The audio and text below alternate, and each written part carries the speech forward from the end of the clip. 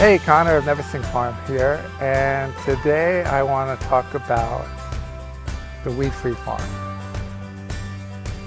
It's incredibly important to me. It's something that I feel passionate about, that every farm can achieve that concept, and I want to tell you how. But first, let's talk about what that means. Now, there's no such thing as a true weed-free farm. It is on every farm. There's seeds everywhere. They are in every piece of soil, in every hoop house. So what we're actually doing is managing them. But the goal in mind is for no weeds. You know, that's always the goal. And what does that mean? Well, that means that it's part of everything we do every day on the farm is managing those weeds and making sure that we're keeping them so that you don't see them, so that you have the appearance of being weed-free. Because not letting weeds go to seed isn't a system, right? It's not a management program. Hand weeding is not a management program. It can be part of it, and it's certainly something that no farm can avoid. It's definitely there, but it needs to be attacking the problem at its base. The weed-free farm is that when you achieve the appearance of no weeds, when you look around and you don't see them and you have to look for them, this affects everything on your farm. It affects harvesting, it affects crop quality, it affects your size of your crops, it affects all your different management practices across the farm. It affects your bottom line and how much labor you're going to need, how long it takes to turn over beds. It's going to affect so many things. It really just comes down to profit. Neversink Farm is, one of the reasons it's successful is, because it's efficient and has systems, and I use those efficiency and systems to try to keep things weed-free. And that's why the farm is so successful. How do you get there? What does it look like? Because if you're staring at a field of weeds, it's hard to imagine. And I've been there. When I started farming, that's what I'd be doing. I'd be staring at a field of weeds. You have to start by removing all of them. And this is the hardest thing for people to grasp, because they're looking for an easy answer. And there isn't an easy answer to starting weed-free. You can tarp it. Tarping is something that's not involved in a Neversink system in the sense of weed control, because it actually doesn't work. It's not going to kill your weeds. It's time-consuming. It's heavy with all the rocks. It's just not a system that works very well. I understand it's very popular, but it's not really a weed management system. It is a pause button that you can put pause on a field and say, I'm not going to deal with it for a while. And then it will just put the pause on things germinating. Things may germinate, a week, or two after you put it down. But after that, things aren't going to happen. And once you pull it off, wait a couple of weeks and the weeds will be back. So it's really a pause button. So it's something you can do for very long term. But for your regular management practices, it's not part of it. But to start, to clear a field and make sure that you don't have any weeds, you can put a tarp down, but you have to leave it there for an incredibly long period of time, depending on where you are. And that's one of the methods for removing all of the weeds. The other thing is just pulling them out and make sure the roots are coming out. Because if you don't do that, they're just going to continue to come back. I do get questions like, well, I burned the grass and it just keeps coming back. It's going to come back, because no management program is about getting rid of perennials. That's something that has to be done up front. And what you're doing is you're managing that state of being perennial and large weed free. Once you get back into that state of having large weeds and perennials, then you've got to put the hard work in getting back to the weed-free state so that you can manage it once again. Because it's all about managing that state. So if you're at a farm and they have big weeds, they're not actually managing weeds. All they're doing is just holding it at a threshold and just pulling them out and tilling it in and the rest of it. You need to have it weed free in order to manage it, right? That's the starting point, because it's not weeding. What weed management is all about is about precision cultivation, not about weeding. There's some hand weeding in there that's, manageable on a smaller scale, maybe after you turn over beds, or a few here and there when they weren't gotten through cultivation, but it's not the whole system, right? Precision cultivation is what it's about. Your goal is to disturb every square inch of soil, and to do that fast, right? You're going to have heads that fit perfectly between those plants, right? Where the word precision comes in, right? That's where it's precisely fitting in there, so that, you obviously want a little bit of play, but you're using these precision heads, right? Which are the wire, the collinear, to get every square inch of soil. And that's really what precision cultivating is about. It's about getting every square inch of soil on that bed and disturbing it, so that all weeds that have germinated into that thread stage are killed and die. And when you do it at that stage, you're going to kill 99% of the weeds, right? As they get bigger, the percentage of how many you kill goes down. That's why you want to hit it early. And the other important thing about precision cultivating is it has to be done regularly, right? It doesn't mean it has to be on a schedule, but it has to be part of your system, right? It needs to be something that is considered every week, just like harvesting or planting or seeding. You need to be able to do that fast. And the way to do that fast is by having straight rows that are planted straight, that the distance between each plant is equal, so that you can, walk at a really fast speed down the road, just holding your cultivator in the right position and dragging it along. And then if you're doing the crosshatch, you're just coming like this. So straight rows, evenly planted, and then having an assortment of heads. So if you're using collinears, you have a different assortment of widths. Okay? And for wire hose, which are really the best precision cultivator there is wire. It never needs sharpening. It just works really, really well.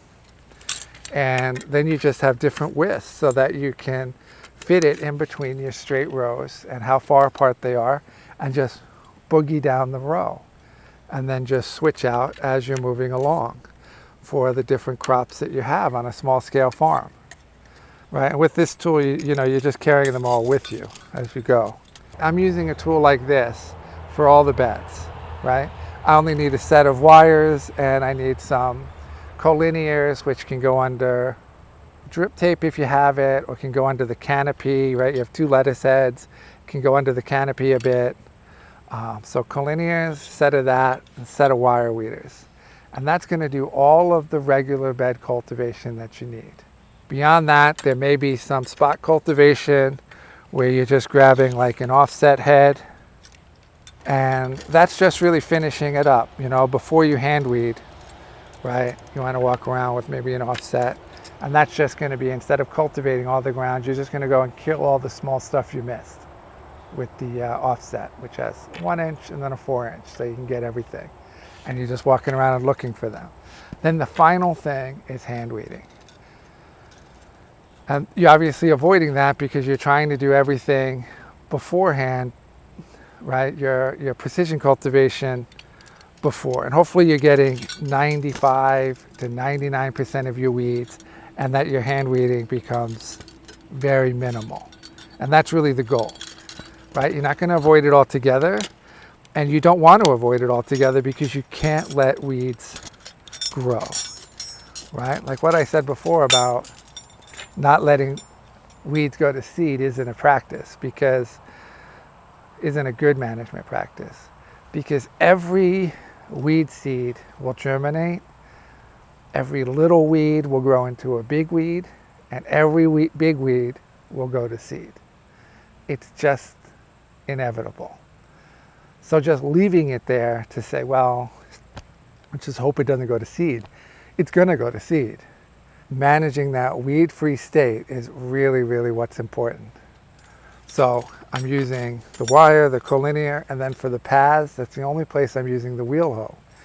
I've tried to use wheel hoes in many different circumstances in the beds, but unless you're growing, a lot of the same crop, half an acre of one crop or an acre of one crop, I find it's just not as fast on a small scale as it is using a long handle tool where you're just walking really fast down the rows, because you can switch things out faster, you can adjust quicker with it, you can,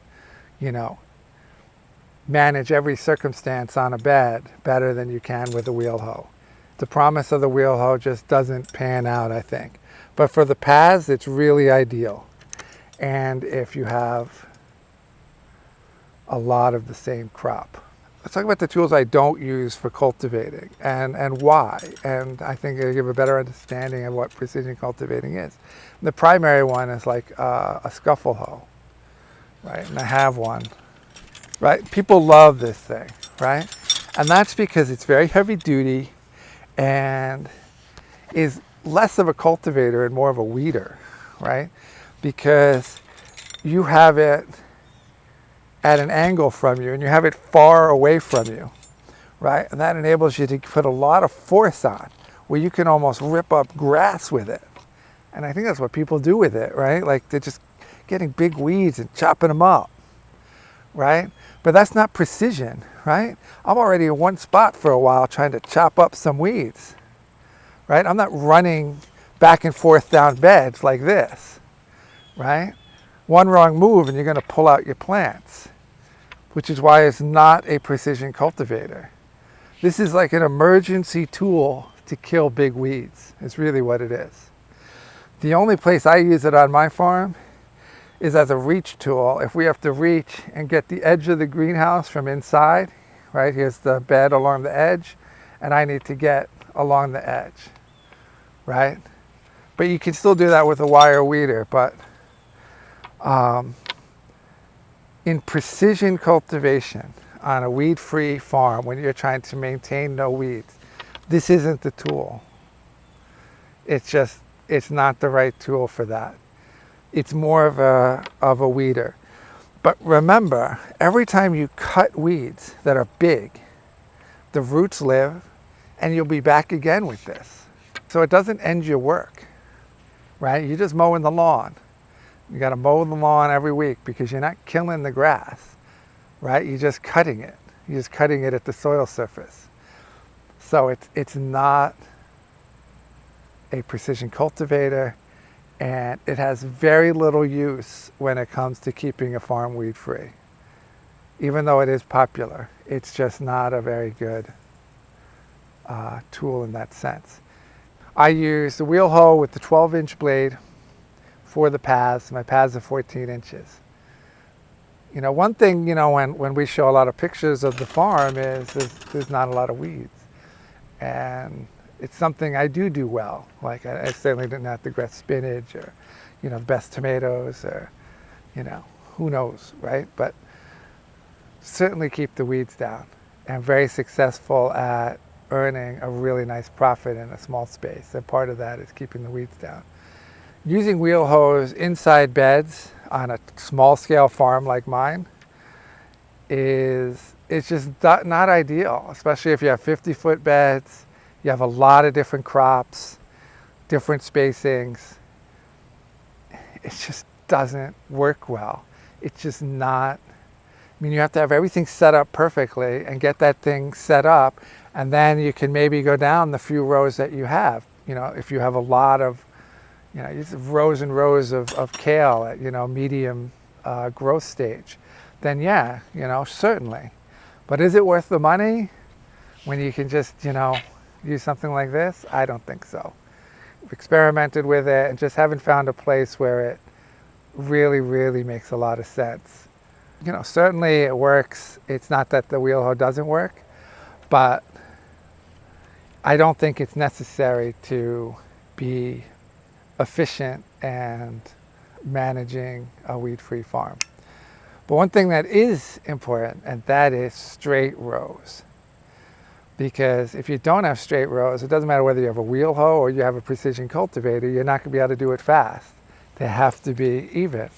And I used to use a rake, but I didn't find a rake it was very slow putting the grid out for it. There's dibblers, we have to change stuff, and that's very slow. And I need something that I can give to workers so that it's quick and easy and just they can roll it. And that's where the gritter comes in. So the gritter is just going to have perfectly straight. It rolls straight. It has the same spacing all the time, whether it's in between the rows or in between the plants within the rows. It's always the same so that you can cultivate super fast because it's just unbelievably straight. And that is incredibly important for precision cultivation, is that it's fast.